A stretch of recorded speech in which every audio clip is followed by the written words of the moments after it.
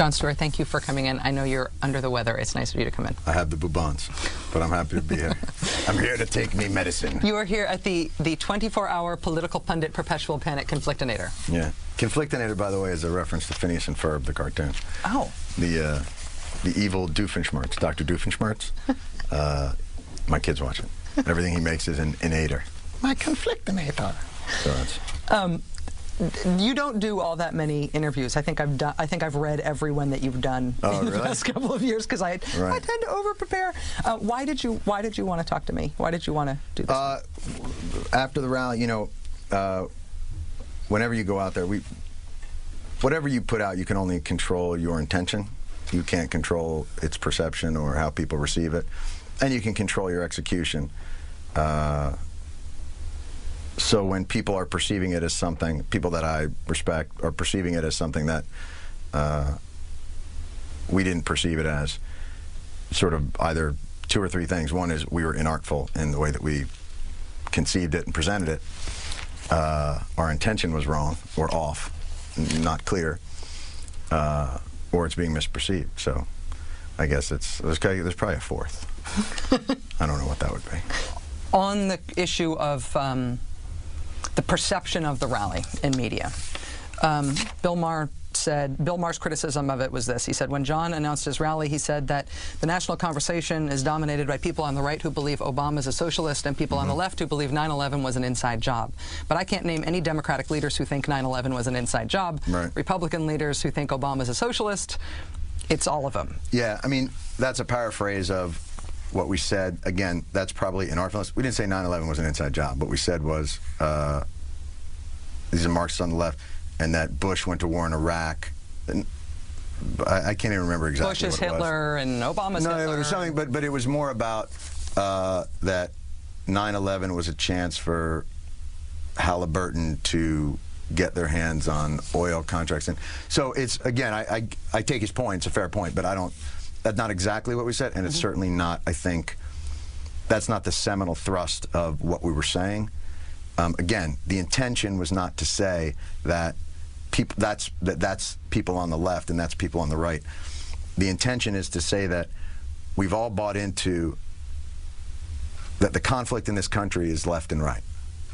Liberal, conservative, red, blue. And all the news networks have bought into that. CNN sort of started it. They had this idea that, you know, the fight in Washington is Republicans and Democrats.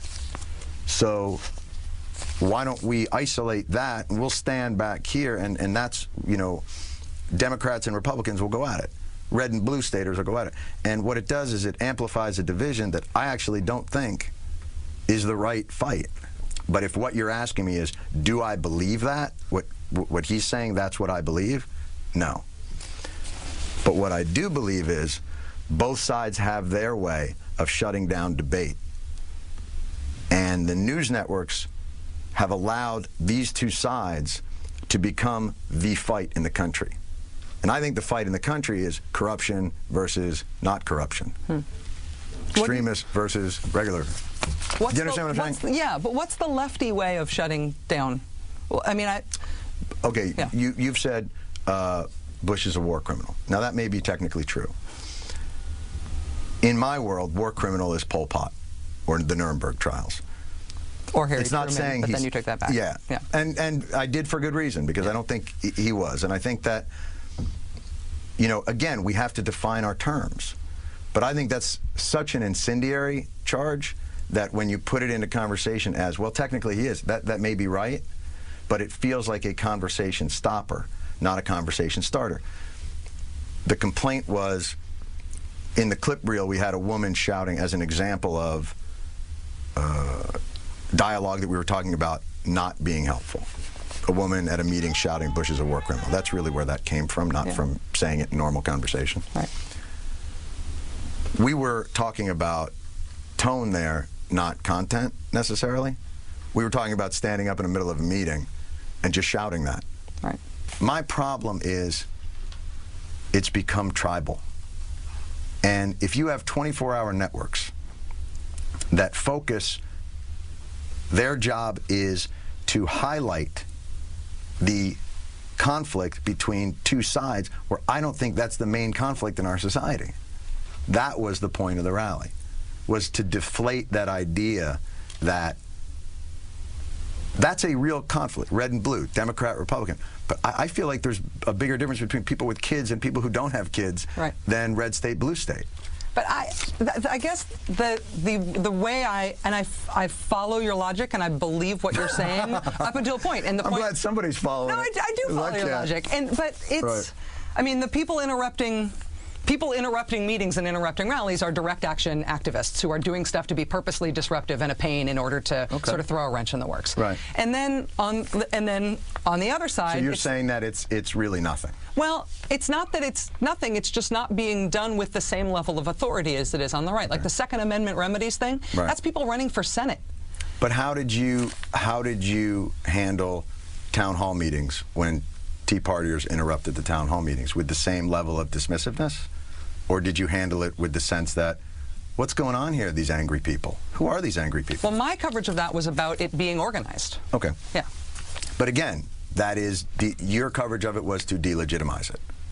That it was actually not real. It was AstroTurf. No, actually no. It was, I think my approach to that was to say this is being used as a widespread political tactic by people with a lot of money and a lot of stake in the policy issues. And they're sort of deploying direct action activists in a way that we haven't seen before. Would you say that the general spirit of the block of coverage on MSNBC was as dismissive of the woman who stands up and says Bush is a war criminal, or the people at the town hall? Do you think that they were viewed through the same prism? I think that they were viewed through an appropriately proportional prism, because I think Code Pink is like 12 ladies, and I think that literally half of Indiana says they identify with the Tea Party. And so, but again, they say they identify with the Tea Party. What does that mean? Identify how? Identify with the idea that they like smaller government, or identify with yelling in a town hall? This is, I'm not saying, look, I love the voices that I hear on MSNBC, and there's a difference between, here's what's unfair about what I do. This is really here's a great thing that I think is unfair. You're one person with one great voice and sincere and studying, but I'm a climate scientist. I study weather patterns and climate. You're talking about the weather, and maybe these networks are not meant to be viewed in aggregate, but there is an aggregate. There is an effect. And when people say, well, you're influential too, I'm a 22-minute show. And when I say, puppets making crank calls in front of me, I don't mean that to diminish comedy. I mean that is not then reinforced through the next person. It's not a relay. And there is a amplifying effect to the relay. Yeah. And this is not, I want to make perfectly clear, because I think if the argument is you do exactly what Fox do and you're as bad as Fox, anybody who has watched our show in any measure would understand the special place in our hearts for Fox. Yeah. So again, it feels to me like false equivalence sounds like something that you're doing as well. We have a tendency to grant amnesty to people that we agree with, and to overly demonize people we don't. I do the same thing. I think everybody does.